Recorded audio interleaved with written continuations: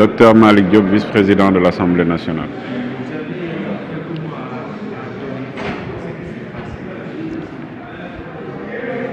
Bon, juste les faits d'abord.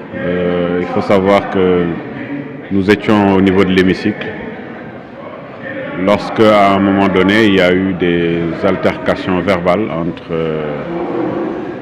un député de Yewwi Askan Wi et une députée de Benno Bokk Yakaar en la personne de Amy Ndiaye. Alors, bon, les altercations verbales, il y en a eu quand même beaucoup, ce que nous regrettons, mais jamais on a assisté à de la violence physique. Le premier jour, peut-être, le 12, on a vu quand même des aspects qui ressemblaient à de la violence physique, mais une violence physique de ce niveau-là, c'est la première fois donc qu'on y assiste au sein de l'hémicycle, avec un homme qui a bastonné une femme. Deux hommes, je dirais bien, parce que ce qui s'est passé, c'est qu'au premier rang, donc, le député concerné, Massata quelque chose, je ne sais plus, s'est attaqué directement à Amy Ndiaye et naturellement elle a frappé, ce qui a entraîné des dégâts. Je vais venir aux aspects médicaux parce que c'est moi-même qui l'ai évacué. Après, elle a été plus tard attaquée au niveau du ventre même, directement, sous forme de coup de pied par un autre député, je ne connais pas son nom. Donc, quelque temps après, je pense qu'elle a été très résistante parce qu'elle s'est assise et quelques heures plus tard, devant moi, parce que moi j'étais juste à côté, donc, et elle a eu un malaise, elle est tombée. Donc on lui a fait les premiers soins, mais ça ne suffisait pas parce que donc on a fait les premiers soins, on l'a ramenée en salle d'infirmerie pour les premiers soins, mais on voyait que l'urgence était là. C'est pour ça que je l'ai évacuée au niveau d'une structure de la place, d'un hôpital de la place, aux urgences, en ambulance. Et sur place, on a géré l'urgence, donc les spécialistes ont géré l'urgence et ont constaté quelque chose supplémentaire. Elle est enceinte de 9 mois, 1 jour. Elle est enceinte de 9 mois, 1 jour et l'échographie a montré un aspect très grave de la grossesse. La grossesse est menacée. On l'a hospitalisée dans cet hôpital. Actuellement, elle est hospitalisée. Et vous dites ? Nous sommes dans un pays de droit. Mon avis aujourd'hui, c'est du flagrant délit. C'est du flagrant délit avec des conséquences médicales. Tous les aspects médico-légaux, naturellement, seront suivis. Nous sommes dans un pays de droit. Non seulement nous sommes dans un pays de droit, mais je n'ai jamais vu, en tout cas sur le plan culturel, un pays où on prône le fait de bastonner les femmes. Ceci interpelle toute la population sénégalaise parce que la femme aujourd'hui c'est le cœur de la société sénégalaise. La femme c'est la maman, c'est la grand-mère. La femme c'est la fille. La femme c'est la stabilisation de la société sénégalaise. Le bon droit, le devoir de l'homme sénégalais, c'est de protéger la femme, c'est pas de bastonner la femme. Et tout le monde est interpellé. Il faut qu'on revoie ce qui se passe aujourd'hui à l'Assemblée nationale. Les députés à l'Assemblée nationale qui sont censés montrer la voie, montrer vraiment le bon exemple, font totalement le contraire. Moi, ça fait plusieurs semaines que je contribue de manière technique à ce qui est considéré comme l'avenir des Sénégalaises et des Sénégalais.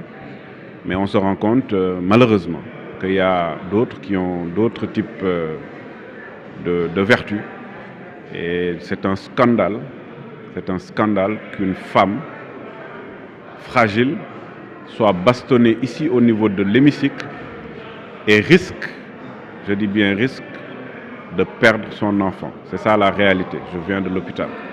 Et c'est inadmissible et nous sommes dans une situation très grave où les Sénégalaises et les Sénégalais sont interpellés. Est-ce qu'une plainte a été déposée? Vous dites? Qu'est-ce que vous comptez faire? Non, je dis clairement, nous sommes dans un état de droit. Tous les aspects médicaux réglementaires seront pris en charge et naturellement la justice jouera son rôle. Nous ne sommes pas dans un pays de non-droit, donc la justice jouera son rôle et la justice c'est un pouvoir à part. Pouvez-vous revenir en wolof, s'il vous plaît? waaw damay wax rek ne li fi xew moom loo xam ne lu doy waar la ndaxte dañu nekkoon fii ci pencum ndaw réew mi li ñu fi indi nag en tout cas man personnellement li ma fi indi tamit coalition Benno Bokk Yaakaar mooy ñu waxtaan xool lan la fi ministre yi di indi jëwriñ yi suñu ñëwee ku ci nekk ci pàcc bi nga xam ne moom ngay liggéey nga wax ñu lan nga namm ci doomu réew mi su dee jàngale ñu ne lii lañu namm ci jàngale bi ñu voté budget bi ñu liggéey su dee faj la lii lañ namm ci faj ci doomu réew mi ñu voté budget bi nit ñi liggéey su dee jumtukaayu xarala naka noonu su dee mbay la naka noonu su dee napp la naka noonu loolu kese moo ñu fi indi parce que loolu moo tax population yi yónni ñu boo xamee nag li la tax a ñëw da nga koy def parce que ñun loolu la ñu def joxe suñu amendement yi nga xam ne mooy li député mën a def bu voté jotee ñu voté def habilitation financière u ministre bi ne ko nag boo dellu see nga wax ñu li nga xam ne moom nga fi diggee woon te jëmmale ko ci Sénégal yi est-ce que def nga ko noonu rek lay doxee ci biir loolu nag xuloo am na fi xastante am na fi loo xam ne vraiment c'est pas du suñu culture c'est pas la culture sénégalaise ku ci nekk nag li nga jëlee sa kër moom ngay indi fii nag loolu nag kenn mënu ci dara waaye liñ fi gis tey moom dafa doy waar ndaxte dama toogoon ci premier rang bi gis 2 ou 3 chaises à côté ma gis benn député Ami Ndiaye ñibbi bu Benno Bokk Yaakaar mu am beneen député bu tudd Massata xaw ma fàtte naa sant bi bu Yewwi Askan Wi ñu def li ñu naan violence verbale kii wax lii kii wax lee en général nit ñi dañu taxaw di jox xarbente comme on dit après ku si nekk dem sa yoon mais li ñu xalaatul woon moo maanaam góor jël loxoom dóor ko ci jigéen en public muy flagrant délit loolu loo xew mu ñëw dóor ko daf ko dóor ci kanam ci xar kanam da ko dóor loolu si suñ kanam la après mu am keneen koo xam ne daf ko weq si biir toog na nag ñaari waxtu ñetti waxtu parce que après man toog naa maa ngi koy observer parce que tamit loolu mooy sama rôle parce que dama si mbirum faj laay liggéey maa ngi koy observer li ma koy observer daal bon mu xawoon bizarre tuuti daal ba benn instant nag mu daanu bi mu daanoo ma am na loo xam ne loolu la ñuy def pour faj bu njëkk bi ñu faj ko faj bu njëkk bi yóbbu ko ànd ak sapeurs yi au sapeurs yi ñu ànd ak ñoom yóbbu ko ci biir ci infirmerie am na benn infirmerie bu nekk fii nii ci assemblée bi ma xoolee ma gis ne que lii doyul am na leneen lu ñu war a def parce que urgence am na ma yóbbu ko ci benn hôpital fii nii benn l'hôpital bi ñu yegsee ci hôpital bi li xew mooy dañu def urgence bi mooy dóor bi ñu ko dóor ci xar kanam ak yooyu yëpp ñu faj ko bi ñu ko fajee ba pare ñu gis leneen parce que dañ ko defar échographie biir bi ñu gis que ne am na lu fa xew ndaxte soxna si dafa ëmb boo xam ne matugul ñetti weer ku xam ëmb bu matugul ñetti weer xam ne amagul stabilité c'est-à-dire doom bi stable gul bi ñu defee écho bi ñu gis ne am na lu doy waar ñu yóbbu ko rapidement ci maternité bi hospitalisé nañ ko foofu mais fi mu ne nii situation bi ñu gis situation bu doy waar la parce que soxna si mën na ñàkk biir bi loolu moom moo xew tey chaque jour nag mi ngi sous traitement am na ay traitements yu ñuy def ay traitements hormonaux et tout ça bon ñu xool nag fan la jëm maintenant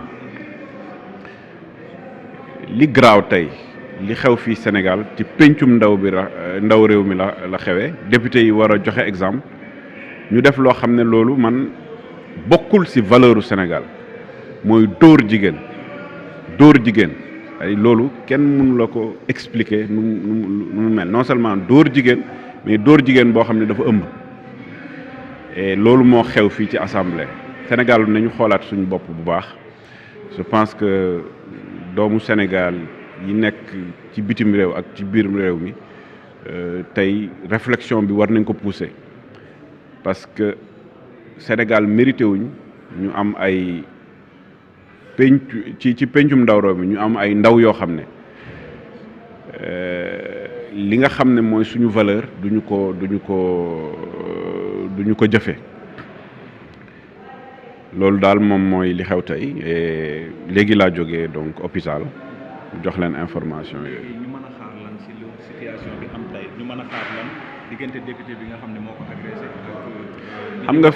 xam nga fii Sénégal réew yoon la yoon moom li mu war a def yépp dina ko def l'hôpital li mu war a def dina ko def xool li dal soxna si tamit def li mu naan porter plainte yoon def li mu war a def loolu moom mooy li nar a am parce que Sénégal c'est pas un pays d'impunité maanaam nga def lu la neex rek dara du la ci fekk mais surtout man damay désolé wu lii xew actuellement assemblée comme ni ma ko waxee assemblée ñun saytu budget voter budget contrôler loolu moom moo ñu fi tax a ñëw waaye di ñëw foo xam ne góor jël loxoom dóor jigéen dóor ko ak haine te vidéo yaa ngi fii ak beaucoup de haine loolu c'est une catastrophe pour une société nit wax ko bañ ko wax c'est une catastrophe pour la société nañ teg politique fële ça n'a absolument rien à voir avec la politique du mouvance présidentielle du opposition ça c'est une catastrophe pour une société et tak loolu nag sénégalais yi bu ñu gisee dinañ xamal seen bopp parce que ñun liggéey moo ñu fi indi c'est pas pour rien ñu bàyyi lu bëri fële ñëw toog fii pencum ndaw na pour liggéeyal Sénégal bu ñu liggéeyee nag nit ñi nañ jaarale mbir mi yoon bu ñu ko jaarale mbir mi yoon peut-être qu'on pourra sauver cette société qui est très très très menacée.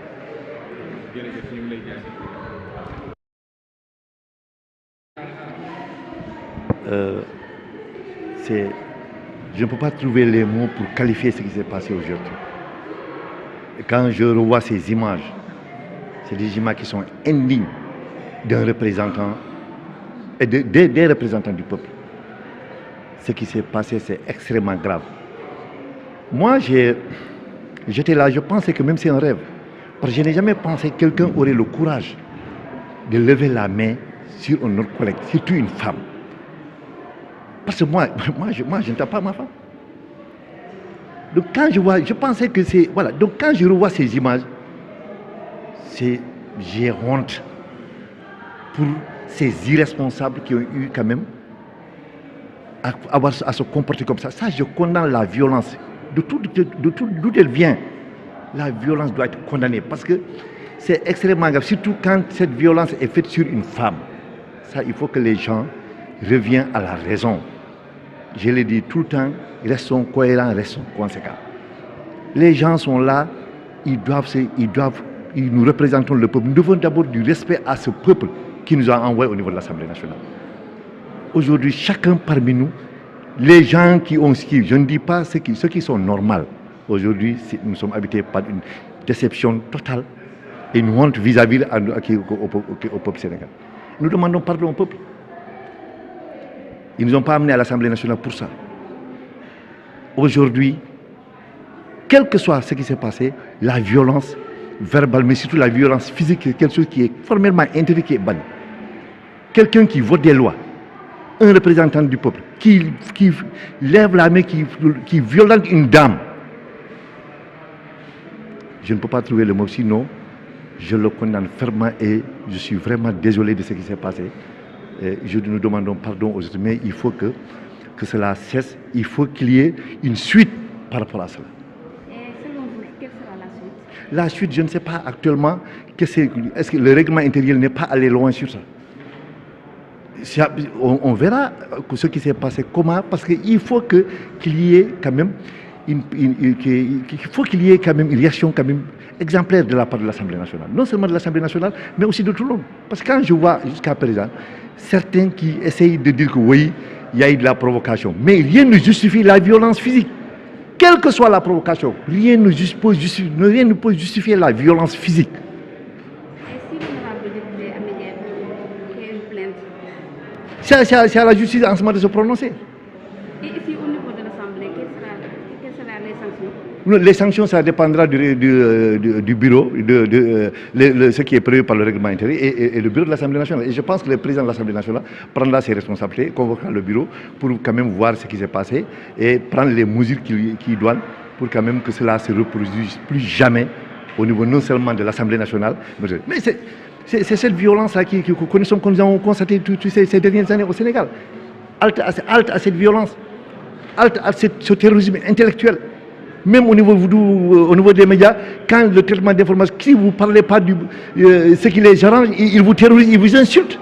On est où là? Il faut que ça s'arrête. Je vous remercie. Bon, Mamadou Ribal Diallo, je suis député maire de Vélingara. Donc, li ma ci gis tey daf maa métti trop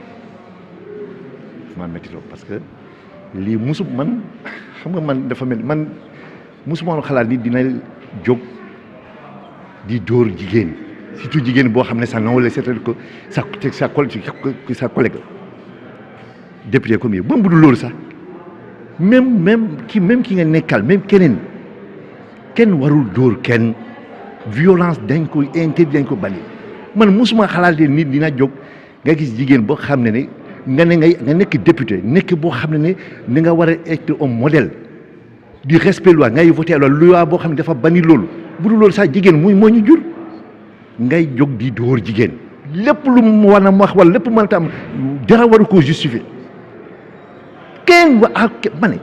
kenn amul droit di lever la ça mais même au niveau des écoles boo xam ne l'enseignant mënul door élève dañ ko tere sakkantama représenté loolu lii gàcce la parce que peuple bi indi ñu fii pour lii dañ ko ñaawlu dañ koy condamné dañu ne vraiment nañ masaw ci nañ peuple bi nañ baal ak parce que lii gàcce la.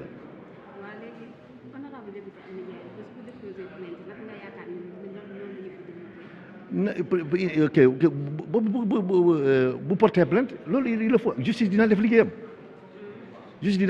mais lii moom waruñu ko bàyyi nii il faut mu am suite pour ñu xam ne ki ku def lii waratoo ko defaat te kenn ñëpp xam ne lii kenn waru ko def ba nga am ci jàmm wala nga am ci ndam.